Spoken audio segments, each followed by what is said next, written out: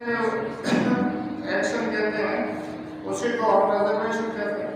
तो एक पहली बात तो मैं ये कहना चाहता हूँ कि reservation is a world wide effect, दुनिया में सब जगह है, कोई भारत की विशेष बात नहीं है।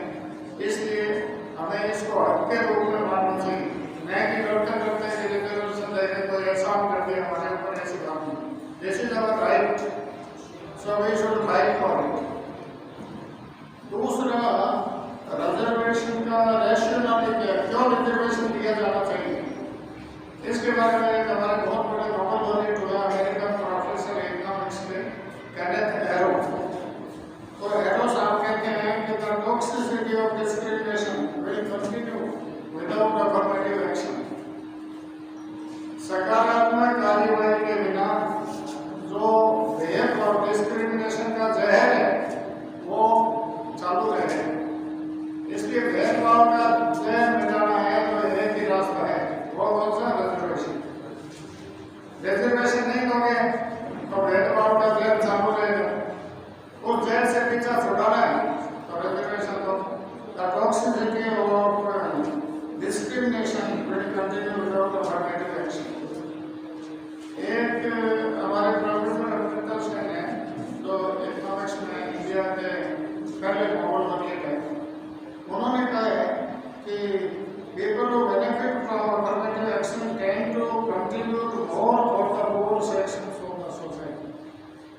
ऐसे लोग जो रिजर्वेशन का जिन्हें फायदा मिलता है वो समाज के गरीब लोगों के लिए ज्यादा काम करते हैं। और ये ऐसे लोगों के नाम ले रहा हूँ जो ऐसे टोरा नहीं मिलाते हैं, लंबी चौड़ी रिसर्च करते हैं, डिस्कस में पहुंचते हैं। तो अमृता सेन साहब कहते हैं कि जो लोग रिजर्वेशन के थ्रू रिजर्वेशन का जिनको फायदा मिला वो सामान्यतः गरीब आदमी की ज्यादा मदद करते हैं।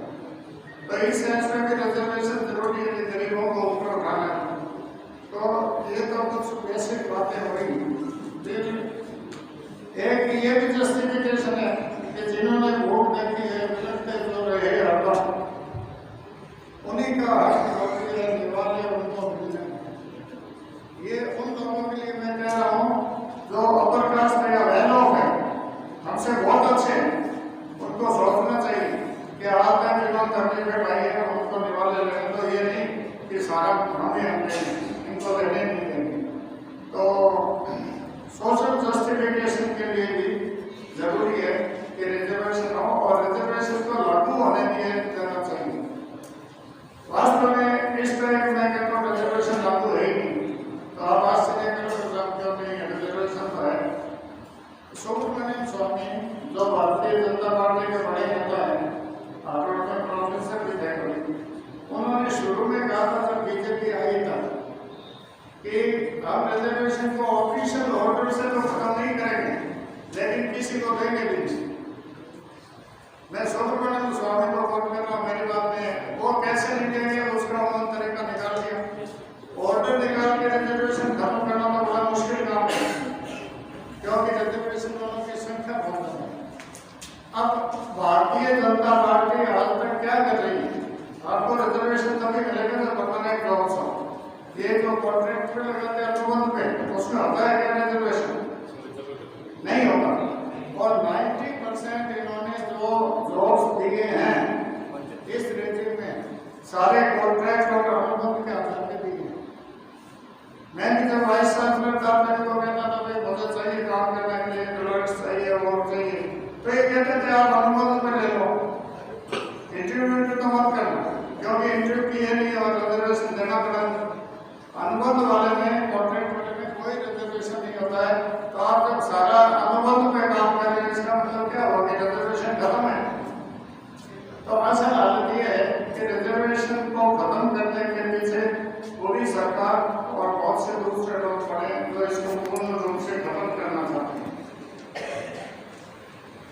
हमें बहुत बड़ा वहम है कि रिजर्वेशन मिल गया इसलिए नौकरियां मिल जाती है, वो मिल जाती है, वो मिल जाती है।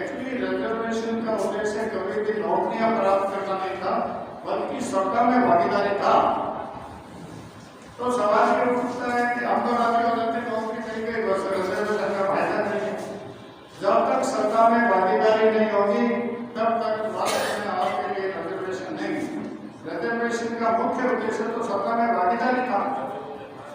और मैं छोटे छोटे एग्जाम्पल बता दूँ आपको, ये तो मैं किसी जाति विशेष के खिलाफ मैं नहीं हूँ, लेकिन जो आंखों देख के वोट दे रहा हूँ। जैसे आरपीएस में कई बार जाता रहा, तो वहाँ हम इंटरव्यू लेते हैं, तो मेनों का तो सिलेक्शन होता है, लेकिन भीड़ का एक का भी नहीं हुआ। भीड़ का भी रिजर्वेशन है, मेनों का भी रिजर्वेशन। क्या करें कि वो मीना साहब वहाँ थे इंटरव्यू में, तो सत्ता में भागीदारी होगी तो कुछ मिलेगा, बाकी कितने रिजर्वेशन कर दो आपको कुछ भी नहीं मिलने वाला, कोई देगा भी नहीं आप। इसकी कोशिश ये करो कि सत्ता में भागीदारी कैसे मिले। और दूसरी बात यह है कि आपको दुनिया भर की सुविधाएं मिल सकती हैं।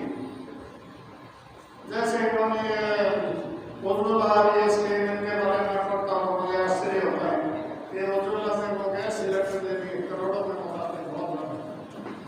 उसमें से कल में आर्टिकल पढ़ रहा था, जगदीश बैठे इनको मैंने पढ़ाया था कि 58% उज्ज्वला वाले सिलेंडर को दोबारा नहीं बढ़ा रहे हैं, बिकॉज दे नो मनी। आप सिलेंडर दे दो, लेकिन सिलेंडर कर दो 1200-1300 रुपए, वो कहाँ से खरीदेंगे? उनकी कैपेबिलिटी नहीं, उनकी सामर्थ्य नहीं है सिलेंडर खरीदने की। तो ऐसी सुविधा दो, और तो उनकी सामर्थ्य भी तो प्रदान करो उनको, या तो कीमत करा दो कभी। तो 58% इज वेरी हाई परसेंट। 60% के लिए सिलेंडर दोबारा नहीं कराएंगे और वो कोई यूज नहीं आ रहे, ऐसे घरों पड़े। तो इसको अमृता से कैपेबिलिटी है, कोई सुविधा सरकार देती है, दूसरा तरीका से फायदा तभी उठा सकते हैं जब आप कहते हो। हमें से जो पेट्रोल होंगे वो फायदा उठा लेंगे, लेकिन जो कमजोर है उनको फायदे उसके नहीं मिलेंगे। इसलिए अमृता सेन ने यह भी सुझाव दिया है कि आप सालों की गरीबी मिटने का प्रयास मत करो। आप गरीब है, पॉवर्टी लाइन से नीचे करीब 30% है इंडिया में, तो उन गरीबों में सबसे ज्यादा गरीब है, उसको ऊपर लाने की कोशिश करो। सरकारों की सामान्यतः कोशिश रहती है कि जो गरीबी लाइन के जस्ट पास में है उनको ऊपर लाना बहुत आसान है, थोड़ी सी इनकम होगा तो ऊपर आ जाएंगे, लेकिन जो होटल पे है उसको ऊपर लाने बहुत पैसे लगते हैं। इसलिए सरकार वास्तव में नीति कौन है? जो गरीबी सबसे नीचे वाला है वही तो है। तो कोशिश ये करो कि अलग अलग हिस्सों में बांटो, और जो सबसे ज्यादा गरीब है उसको पहले ऊपर उठाने की कोशिश करो।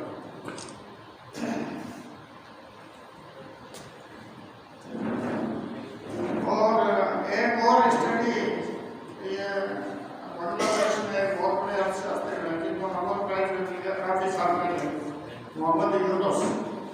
तो मोहम्मद यूनुस वहाँ का ग्रामीण बैंक बनाया उन्होंने गरीबों की मदद के लिए, बहुत नामी है वो ग्रामीण बैंक, और उसी के कारण उनको नोबेल प्राइज मिला।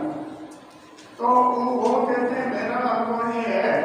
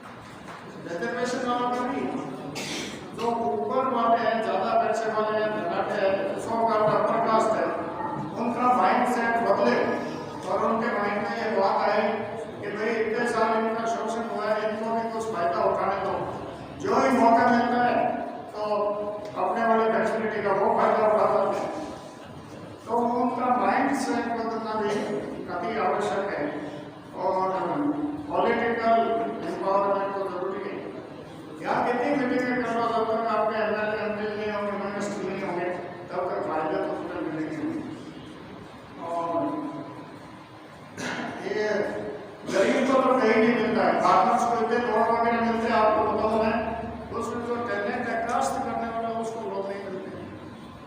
सरकार किसानों को लोन देती है, लैंड ओनर हो तो मेरे को तो लोन देगी, और जो जोतने वाला है जिसकी खुद की जमीन नहीं है, जो टैलेंट है, जो काश्तकार है, उसके लोन के अंदर प्रावधान नहीं, तो वो तो भूखा का भूखा ही रह रहा है। सोशल ट्रेनिंग एक बहुत खतरनाक चीज होती है, सामाजिक अत्याचार। ये ऐसा खतरनाक होता है, आप नहीं करनी गाँव में काफी से बात करते हैं, रोड करते हैं, वो सोशल ट्रेनिंग। तो सामाजिक अत्याचार सबसे भयंकर अत्याचार होता है। एक बहुत बड़े प्रोफेसर मैं जॉन स्टूडेंट में मैंने तो कहा ये वर्स्ट टाइप ऑफ ट्रेनिंग है, और ये चारों तरफ से आदमी को आगे बढ़ने से रोक देती है, सामाजिक जो अत्याचार है। तो सामाजिक अत्याचार से कैसे छुटकारा पाया जाए ये जानना भी जरूरी है। और इंटेलेक्चुअल स्लेवरी मतलब हम जहाँ है वही रहना चाहते हैं, ज्यादा ऊपर उठना भी नहीं चाहते, कोशिश नहीं करते, क्योंकि हमारा मानसिक ऐसा बन गया स्तर कि हम उसी वातावरण में रहना चाहते हैं। तो ये मानसिक स्लेवरी भी अपने जरूरी। दूसरा मैं थोड़ा सा बोलना चाहता था, ये जातिगत जनगणना की बात बहुत हुई है, उन्होंने की शहर से, तो ये तो इन्होंने सबने का जिसकी जितनी संख्या बढ़ी उसकी उतनी हिस्सेदारी, तो जातिगत जनगणना का यही असर है। अब क्यों जरूरी है जातिगत करना? जातिगत जनगणना के बिना जो रिजर्वेशन है जबरदस्ती घुस के सशक्त वर्ग है, जो पावरफुल लोग हैं, इनमें रिजर्वेशन वालों ने वो सारा हिस्सा खा लें। ज्यादा डिटेल में होता है तो ओबीसी को इनको पता है कि ओबीसी का 90% रिजर्वेशन एक जाति खाली है, तो जिनको देना था उनको तो मिल ही नहीं रहा कुछ। और वो जाति क्यों खाली है कि उसके मंत्री भी है, उसके आरपीएससी में भी आगे चले, सब कुछ है उसके पास, तो इसलिए ये काम क्या होना चाहिए कि रिजर्वेशन के अंतर्गत ये जातिगत वाला ये इलाज है इसका। तो इसलिए मैं तो कह रहा था लोगों को कि जातिगत जनगणना किसी हालत में नहीं होना चाहिए। क्यों नहीं होने देंगे? सबसे बड़ा धक्का तो लगेगा उनको, आरएसएस वालों को, ब्राह्मणों को पता चलता है जाति कुछ नहीं है, सारी पोस्टों पर कब्जा किए गए। दूसरा वो ये ज्यादा मुश्किल इसलिए होगा कि हमारे साथ जिनको रिजर्वेशन मिला हुआ है तो मेजर भाग खा रहे हैं, वो भी इसका विरोध करेंगे। एक दिन मेरा मिलेगा तो मैं घूमने गया तो रोटेट में मिल गया, तो बोला साहब हमारे साथ तो क्या हो? मैंने कहा क्या हो? मुझे तो पता नहीं कि ये जातिगत जनगणना करा दें। मैंने कहा इससे आपको क्या करें कि हमारा क्या होगा? मैंने कहा क्या होगा? तुम्हारी 50% जाति का रिजर्वेशन मिल जाएगा कि नहीं साहब अब तो मिल रहा है वो यानी पूरा खा रहे हैं वो। तो ये अंदर की जो बातें हैं इनकी तरफ भी हमें ध्यान देना चाहिए, क्योंकि वो नाम तो होता है कि हमारा रिजर्वेशन मिल रहा है, खा कोई दूसरा का। तो इस तरह की सारी प्रॉब्लम्स है रिजर्वेशन। दलितों के खिलाफ जितनी जो एट्रोसिटीज होती है, जितनी और तरह की प्रॉब्लम होती है, और जब तक समाज में आप औरों के बराबर बैठने में सक्षम नहीं होते हो तब तक आप वास्तव में स्वतंत्र नहीं। अब आपको स्वतंत्र के अर्थ से ये चुनाव हो जाते हैं, इसको समझते हैं, लेकिन अमृता सिंह ने कहा कि स्वतंत्रता में 5 बातें होती है। सबसे पहले तो उन्होंने बताई इकोनॉमिक एम्पावरमेंट, आर्थिक रूप से आप सशक्त होना चाहिए, सबसे पहली बात होती है। और दूसरा वो कह रहे हैं पॉलिटिकल फ्रीडम, और तीसरा कह रहे हैं सोशल अपॉर्चुनिटी, समाज में भी अवसर मिलना चाहिए आपको। चौथा कह रहे हैं प्रोटेक्टिव सिक्योरिटी। हमारे कितने कम सरपंच ऐसे के मैं देखता हूँ, उनको देखते हैं लॉकडाउन में, तो सिक्योरिटी क्या होती है? कुछ भी नहीं। प्रोटेक्टिव सिक्योरिटी तो जरूरी है, और ट्रांसपेरेंसी गारंटी, पारदर्शिता गारंटी होनी चाहिए। अब वर्तमान सरकार के बारे में तो कुछ भी कहने से फायदा नहीं है, क्योंकि ज्यादातर संस्थाओं के सत्यानाश करने का सवाल है ना, उसमें रिकॉर्ड ब्रेक कर दिया इस सरकार ने। सबसे बड़ी और सबसे पावरफुल संस्था है तो वो तो सुप्रीम कोर्ट ही है। सुप्रीम कोर्ट से ऊपर तो कोई काम को है नहीं, सबसे महत्वपूर्ण समझ है। बाकी सबको तो पता नहीं क्या क्या करके सुप्रीम कोर्ट के चीफ जस्टिस वहां से फैसला हुआ कि जो इलेक्शन कमिश्नर को बनाने वाले हैं उसमें एक तो होगा सीबीआई बैठेगा, एक प्राइम मिनिस्टर और एक ऑपोजिशन कैंडिडेट, ये 3 तय किए। इन श्रीमान ने क्या किया कि चीफ जस्टिस ऑफ इंडिया को हटा दिया वहां से। तो संस्था की वैल्यू क्या रही? यदि आप संस्था का आदर ही नहीं करते और संस्था सुप्रीम कोर्ट जो कर रहे हैं उसको आप बदल रहे हो तो फिर संस्था का क्या आदर रहेगा? दूसरी संस्था को तो आप गिनोगे क्या? जब सबसे पावरफुल संस्था है उसके आप ये जस्टिस को बाहर निकाल दिया। जस्टिस को बाहर चीफ जस्टिस को निकालना कोई साधारण आदमी थोड़े ही आप और मैंने जैसे कि उसको फौरन निकाल दिया कि उसके नहीं होगा वो। तो इन लोगों के दिमाग में तो कोई बिल्कुल ही वो रेस्पेक्ट है नहीं। और कोई भी राष्ट्र, कोई भी डेमोक्रेसी कुछ भी चीज सफल तब तक नहीं कर सकती जब तक संस्थाएं पावरफुल होगी। और संस्थाएं वो इलेक्शन कमीशन, ये इलेक्शन कमीशन अभी वर्क किया जिसने क्या जरूरत था 45 दिन से ज्यादा दिन तक फैला रहे इलेक्शन। इसका मतलब हुआ कि 45 दिन तक बेटियों की सुरक्षा में रखना पड़ेगा, बड़ा मुश्किल काम है। तो आप इतना लंबा चौड़ा क्या फैला रहे हो? आप ये इलेक्शन आराम से 15-20 दिन महीने में कर सकते हैं, लेकिन नहीं, क्योंकि पता नहीं क्या क्या दबाव है इसमें। सब दबाव में काम कर रही है संस्था, खुद करने में कोई संस्था नहीं लेने वाली। तो कुल मिला के स्थिति बड़ी खराब और खतरनाक है कि संस्थाओं को सत्यानाश हो गया। संस्था गई तो प्रजातंत्र अपने आप गए, कुछ नहीं बनता है पीछे। और दूसरा मेरे कहने का मतलब है कि बहुत कुछ प्राप्त करना है तो प्रयास इसी चीज के लिए करो कि सत्ता में भागीदारी नहीं। सत्ता में भागीदारी होगी उस दिन पूरे बेनिफिट्स मिलेंगे। और केवल नौकरियों में बात से तो नौकरियों में मैं भी नौकरी वाली हूँ, नौकरियों में राजी हो जाओगे तो आपको पूरे बेनिफिट्स मिलेंगे नहीं, वो कभी मिलते जब सत्ता में भागीदारी। इसी के साथ